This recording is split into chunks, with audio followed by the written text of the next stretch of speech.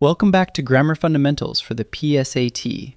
This is Chapter 9, Lesson 57. We've been matching verbs to single subjects. Now we double the subject. When two subjects share one verb, how do you know whether the verb should be singular or plural? It all comes down to one little joining word. Here's the whole question in one picture. A compound subject is two or more subjects that share a single verb. To pick the verb, you only have to look at the word that joins them. If they're joined by and, the verb is almost always plural. If they're joined by or nor, the verb matches whichever subject sits closer to it. That little joining word decides everything. Start with and, the easy one. When and joins two subjects, you've got more than one thing, so the subject is plural and the verb is plural too. Tom and Jen are here, not is here. It works no matter how many you stack up. Maps, charts, and globes fill the room. And joins them, so the verb is plural. Highlight that in your mind. And means plural. There's one exception, and it's a fun one.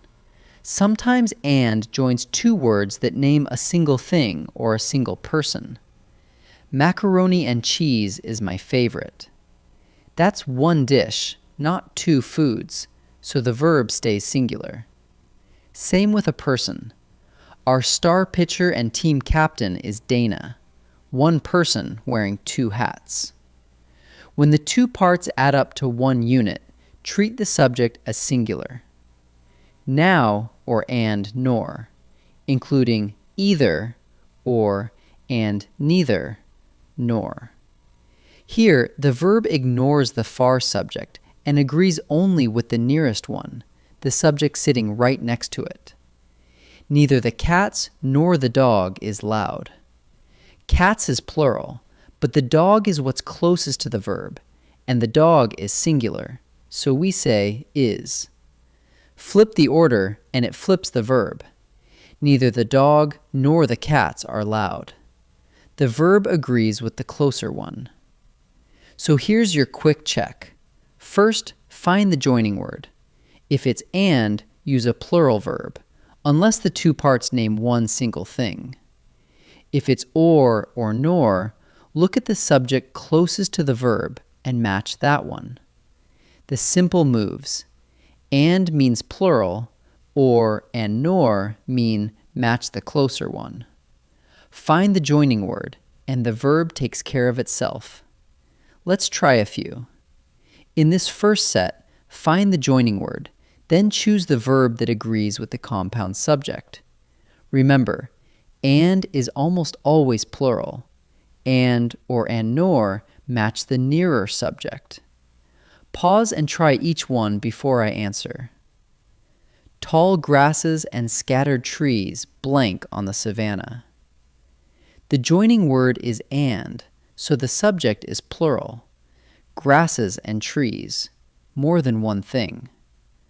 A plural subject needs a plural verb, grow, not grows, so the answer is grow. Neither the Sahara nor the Kalahari blank a cold desert.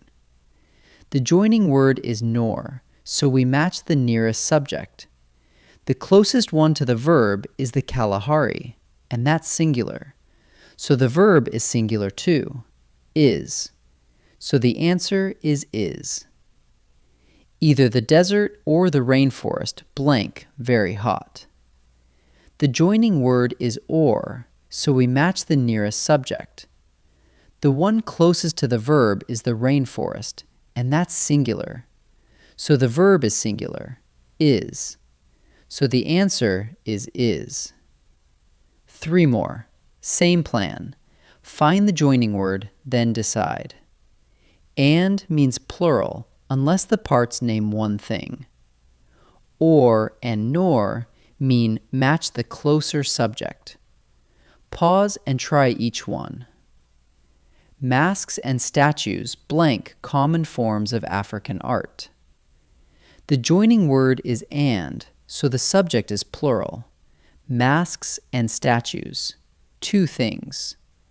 A plural subject takes a plural verb, are, not is, so the answer is are.